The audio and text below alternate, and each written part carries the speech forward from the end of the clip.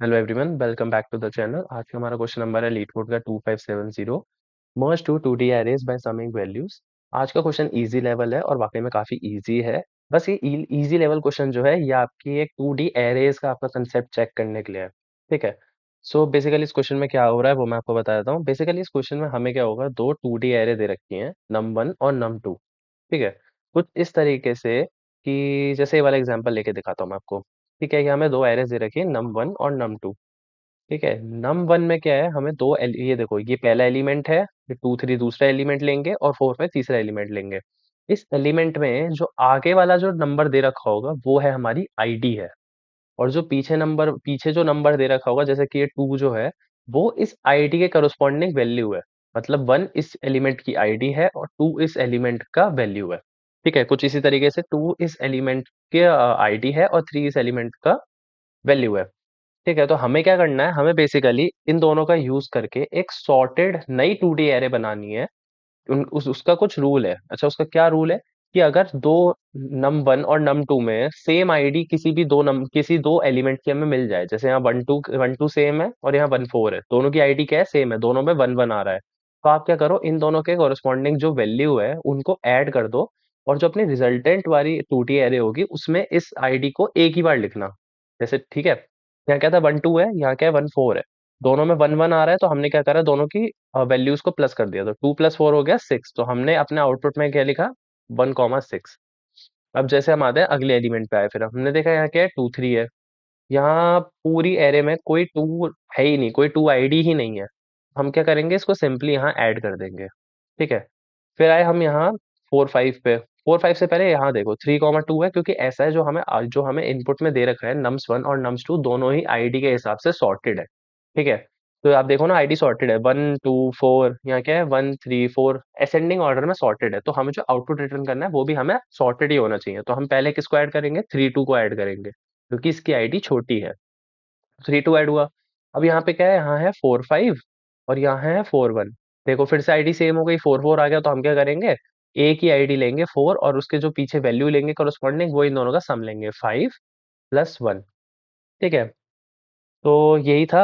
अगला एग्जाम्पल कुछ नहीं, अगले एग्जाम्पल में हमारी कोई वैल्यू है ही नहीं, तो कोई किसी की आईडी सेम ही नहीं है, सब यूनिक है। 2 3 5, यहाँ है 1 4। तो हमने क्या करेंगे, असेंडिंग ऑर्डर में करेंगे। तो पहले 1 3 को ऐड करा, फिर 2 4, फिर 3 6, फिर यहाँ से 4 3 और फिर यहाँ से 5 5। ठीक है। तो अब एक बार स्क्रीन पे चल के मैं आपको समझाता हूँ कि हमारा काम होने किस तरह से, हम किस तरीके से इस क्वेश्चन को अप्रोच करने वाले हैं। हाँ जी, तो इसका आप ड्राई रन देखते हैं। सो बेसिकली एक 2D एरे का क्वेश्चन है, तो मैंने यहाँ पे दोनों आपकी 2D एरे बना ली हैं। ये आपकी नम 1 और ये आपकी नम 2। ये क्वेश्चन हमारा 2 पॉइंटर अप्रोच का क्वेश्चन है, तो मैंने यहाँ पे टू दो एक्चुअली में 3 पॉइंटर लिए हैं, एक आई और एक जे और एक के। ठीक है, के हमारा रिजल्टेंट एरे पे आइट्रेट करने के लिए है, जो हमें रिटर्न करना है 2D एरे। आई और जे, आई है मेरा nums1 के लिए और जे है मेरा nums2 के लिए।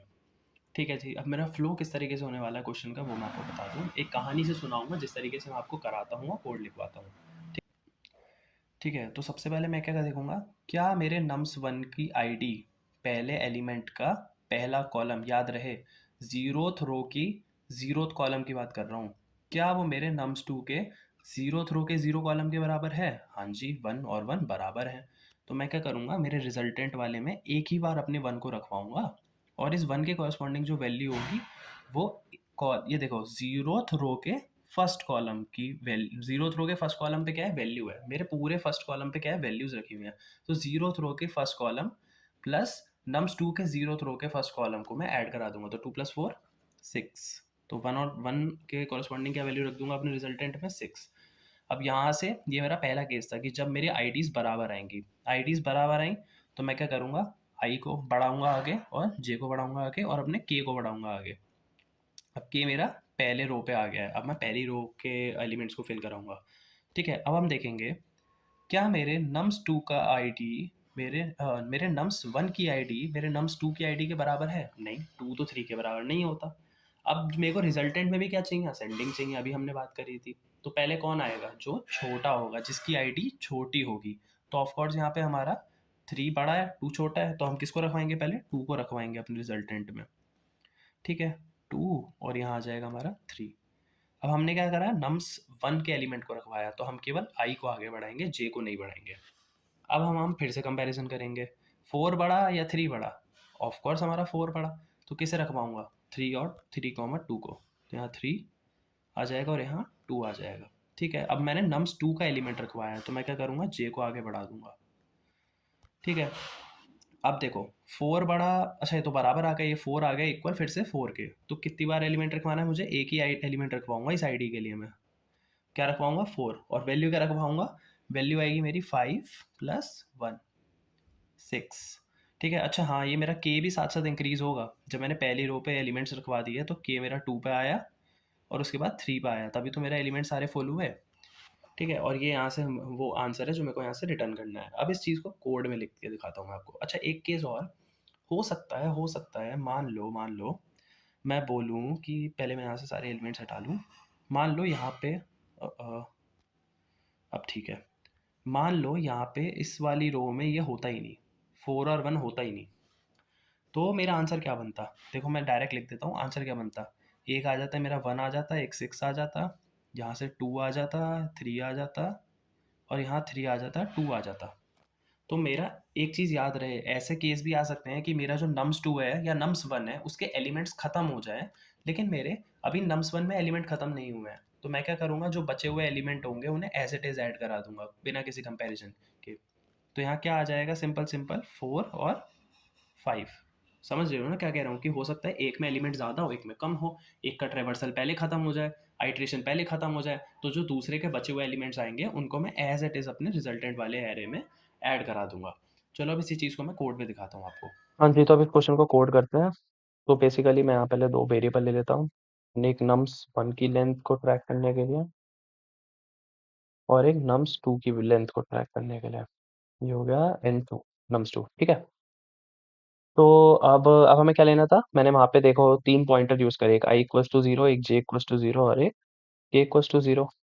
एक हमने बनाई थी रिजल्टेंट 2D एरे, क्या नाम दे? मर्ज्ड दे देते हैं। ये हो गई हमारी 2D array, new and.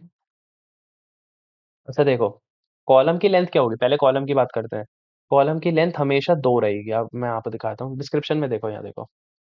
Column की लेंथ हमेशा कितनी है मेरी? 2 कॉलम है, पहले कॉलम पे आईडी और दूसरे कॉलम पे मेरी वैल्यू।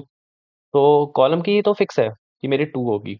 अच्छा, रो कितनी हो सकती है? हम रो देखो, मैं यहाँ पे मैक्सिमम कंसीडर करूंगा क्योंकि रो मेरी वेरिएबल है। हो सकता है, देखो यहाँ कितनी रो थी, यहाँ 2 रो थी, 1 2 3 रो थी दोनों में, लेकिन रिजल्टेंट में कितनी रो है? 4 रो है। यहाँ देखो, मैं मैक्सिमम कंसीडर करूंगा। मैक्सिमम केस वाला मेरा ये था कि यहाँ पे 3 एलिमेंट थे, यहाँ पे 2 एलिमेंट थे, किसी की भी आईडी सेम नहीं थी, तो रिजल्टेंट में 5 एलिमेंट, 5 रो बनी। तो मैं मैक्सिमम लेके चलूंगा। तो कितनी बन सकती है? n1 प्लस n2, जो दोनों की लेंथ है उतनी बन सकती है। ठीक है। तो अब इसके बाद क्या है? मैंने ले लिया, अब हम अपना वो अपनी कंडीशन और लूप वाला काम शुरू करेंगे। अब मैं बोलूँ, वाइल जो है मेरा वो n1 से जब तक छोटा है और जे जो है वो मेरा n2 से जब तक छोटा है। ठीक है। हमारी पहली कंडीशन क्या थी कि हो सकता है मेरे nums1 की आईडी, nums1 देखो, आईडी हमेशा जीरोथ कॉलम पे पड़ी होगी। पहले कॉलम पे हमारी वैल्यू होती है, जीरोथ कॉलम पे हमारी आईडी होती है। ठीक है। हो सकता है कि मेरी nums1 की जो आईडी है वो मेरी nums2 वाले की आईडी के बराबर हो जाए। तो हम क्या करते थे? हम अपनी मर्ज्ड वाली में आईडी को एक ही बार रखवाते थे। किसी की भी वैल्यू चढ़ा दो, मैं nums1 की चढ़ा देता हूँ। चलो जी, आईडी तो आ गई। वैल्यू क्या रखवाएंगे हम? के ऑफ 1 में। के ऑफ मतलब 1 मतलब पहला कॉलम माने वैल्यू रखवा रहे हैं हम। वैल्यू क्या आती थी? दोनों को ऐड कराते थे, नम्स ऑफ 1 के ith पे और 1 पे प्लस नम्स ऑफ 2 के j पे और 1 पे। ठीक है जी, रखवा दी। यहाँ से हम क्या करते थे? इक्वल वाले केस में i को भी आगे बढ़ा देते थे और j को भी आगे बढ़ा देते थे। अच्छा, ये केस होगा इक्वल का। अब केस आएंगे इक्वल ना होने के। अब हो सकता है कि मेरे nums1 की जो आईडी है वो मेरी छोटी हो nums2 की आईडी से। 2 की आईडी से छोटी है तो मैं किसे रखवाऊंगा? 1 को रखवाऊंगा। nums1 छोटा था, हम छोटे वाले को रखवाएंगे ना, असेंडिंग ऑर्डर में चलने हैं। इसके के ऑफ 0 पे मैं किसे रखवा दूंगा? nums1 को, nums1 की आईडी को रखवाऊंगा और वैल्यू भी मैं ना मेरी nums1 की आएगी। ठीक है। अच्छा, हमने i और j को तो इंक्रीज कर दिया, तो हमने k को इंक्रीज नहीं किया। के हमारा हर आइटरेशन पे इंक्रीज होगा ही होगा। ठीक है, ये तो आप मानोगे तीनों में से एक किस तो ट्रू होगा। ठीक है, और क्या रहेगा, यहाँ से आई को इंक्रीज करना था क्योंकि हमने आई का एलिमेंट रखवाया है। अब आती है एल्स कंडीशन, कि हो सकता है मेरे नम्स टू का एलिमेंट छोटा हो। अगर नम्स टू का छोटा होगा तो मैं सेम चीज को कॉपी पेस्ट कर लेता हूँ और यहाँ चिपका देता हूँ। यहाँ पे क्या आएगा, यहाँ जे आ जाएगा, यहाँ हो जाएगा आपका टू, यहाँ हो जाएगा टू और यहाँ आ जाएगा जे। बस, और इंक्रीज किसे करेंगे, हम जे को इंक्रीज करेंगे। ठीक है, जस्ट अ सेकेंड, ब्राइटनेस अब ठीक है। ठीक है, इतना काम होने के बाद हमारा मेन काम हो चुका है खत्म। अब हम उस केस पे आएंगे जो मैंने आपको अलग से दिखाया था, कि हो सकता है कि मेरे आई जो है वो मेरा एन वन पे नहीं पहुंचा। मतलब मेरे नम्स टू में कम एलिमेंट थे, नम्स वन में ज्यादा एलिमेंट थे। तो जो बचे हुए नम्स वन के एलिमेंट होंगे, मैं उन्हें एज इट इज अपने मर्ज्ड में रखवा दूंगा। ठीक है, यहाँ से इसको कॉपी कर लेते हैं, सेम कंडीशन आएगी। ठीक है, ये बस ठीक है।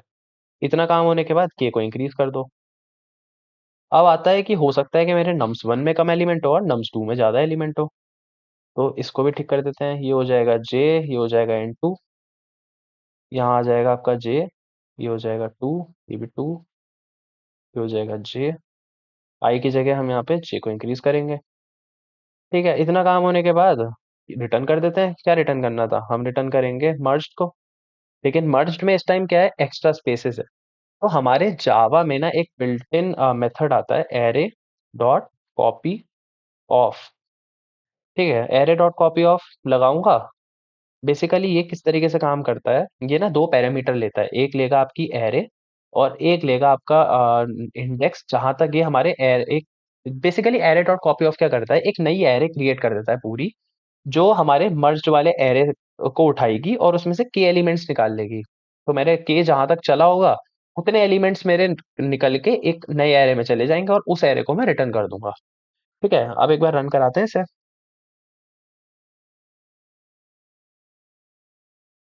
तो क्या आ रहा है, रिटर्न एर, एरे नहीं एर रेज होता है वो, एर raise dot copy of.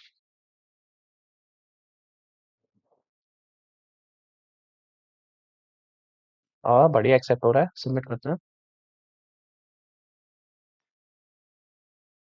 Submit भी हो रहा है।